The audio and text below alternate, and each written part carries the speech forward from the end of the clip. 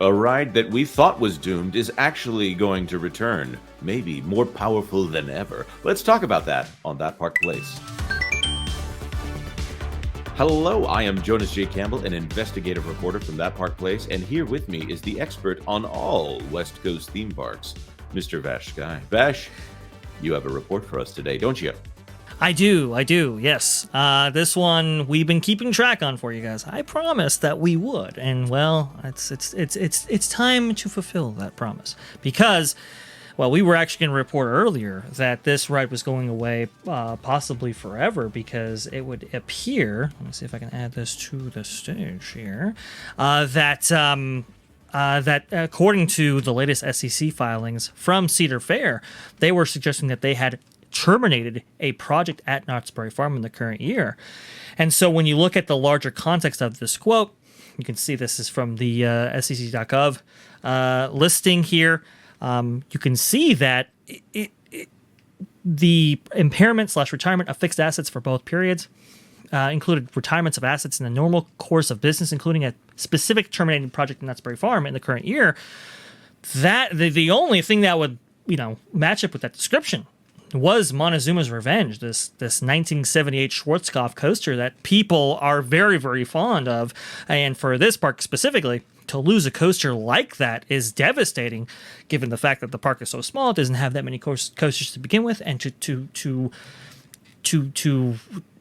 get rid of something so legendary, like I said, it was devastating. This is why I was keeping track of this story, because we just simply didn't want this thing to go away. But it turns out that it looks like they, while they may have terminated this project for the specific quarter, it looks like they just pushed it off. And this just came out right here, March 1st, 2024, via Knott's Berry Farm's official Twitter account. Work is resuming on our reimagination of Montezooma's Revenge. Get ready to launch into new thrills when Montezooma, the Forbidden Fortress, opens in 2025. So that was the Forbidden Fortress tagline was what they were going with this reimagining of this attraction before. It looks like that is still going on. The link is to a YouTube video that shows the new coaster cars being added to this attraction. You can see right here. Some people, they don't like the over-the-shoulder restraints there. I get it, and I am definitely one of them. You get a crazier coaster that way. Well, I don't really like the over-the-shoulder restraints, but I do like not falling out of a roller coaster. And the insurance company for Cedar Fair doesn't would prefer that as well. So that's why they're going with that. Relaunching 2025. So this is the same video that they had released before, but with that 2025 tag, which is really cool. The coaster cars do look cool, I will say that. But this is I can't tell you how pivotal, how crucial this is to coaster enthusiasts everywhere. This was an original Schwarzkopf coaster, opened in 1978, and it just had, it just had that appeal. And the Schwarzkopf coasters in particular are highly sought after by coaster enthusiasts. Everybody wants those credits, right? But for this one specifically, because it was made at this era of time, it is particularly... people are particularly fond of it. Now, the flywheel mechanism that was used as part of this launching shuttle coaster will be replaced. And if I'm not mistaken, it will be replaced with LSMs, with a more modern system, because the flywheel, yes, while it was an amazing feeling, an amazing sensation, I believe it was only one of 8 that was using this flywheel technology at the time that it was retired. Think about getting parts for that. Think about maintaining this thing. For a regional park like Knott's Berry Farm as part of a larger chain, that gets very copiously expensive right there. So I think for the longevity of this attraction, I think it didn't need to change out its launching system. People are kind of devastated about that. However, the cool thing about this version of it is that the launches will be different from ride to ride. So sometimes you'll be launching backwards, sometimes you'll be launching forwards. That's pretty cool.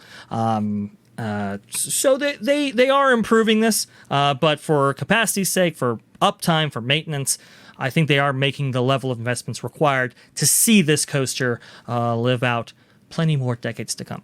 Yeah, and as you can see, if you're reading this and you're looking at the screen, the looks like the Wikipedia page has not been updated yet. So if you want to go and be the one to update that, go and you go on our behalf and go edit the Wikipedia page to add in that Montezooma's Revenge is reopening in 2020. Sorry, resuming. I just got that. Resuming in 2020. Of course, the entire time was thinking about the other Montezuma's Revenge. That one, you don't want to be on that ride.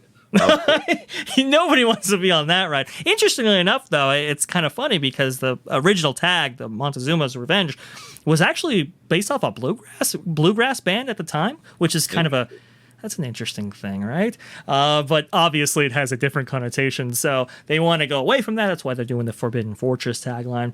I get it. I understand. Not necessarily pleased with that, but whatever. But this is an original Anton Schwarzkopf coaster.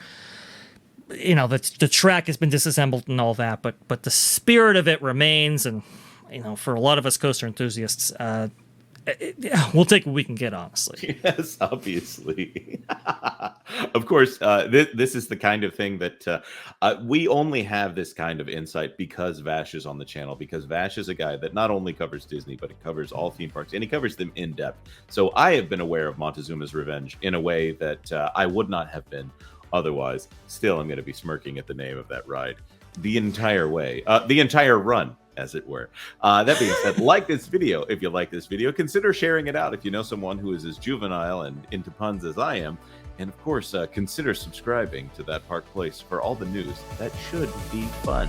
Thanks for watching That Park Place News. For more information, consider checking out www.thatparkplace.com. And don't forget to subscribe, share, like, and send this out on your favorite social media accounts.